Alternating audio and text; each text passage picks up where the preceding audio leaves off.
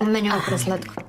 Ma kakvi, pa šta bi ti, ono šta prozore pereš njome. Ovo ti je pravo žensko piće. Ma ja ne volim te obojane rakještine. Mene je baš dobra. To mi je košta iz roja dala. Slušaj, ovo se ne smije baciti, razumiješ? Ako hoćeš nekom želiti sreću i zdravlje, onda se to mora popiti. Vidi, još se i opiti. Ja, na što ti ja sličim? Ja ću se opiti od te 2 rakije. Jedan je trenutak bio dovoljan da nastane panika. Ivka provodi opušteno popodne u društvu Šime i Pere.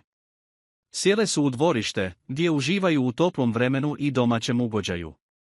U rukama drže čašice s domaćim likerom, koji su same pripremile, i u smijeh prisjećaju se zajedničkih uspomena.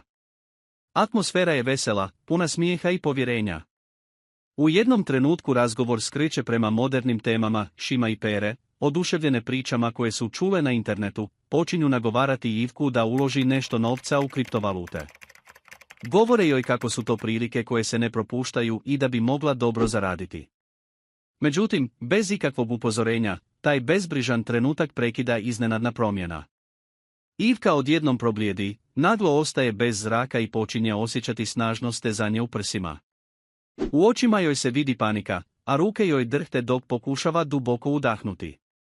Šima i Pere istog trena prestaju s pričom, shvativši da se događa nešto ozbiljno. Lice im se ozbilji i iznenadna tišina zamijeni prethodni smijeh. Trenutak koji je započeo kao običan razgovor uz liker pretvorio se u situaciju pune straha i neizvjesnosti.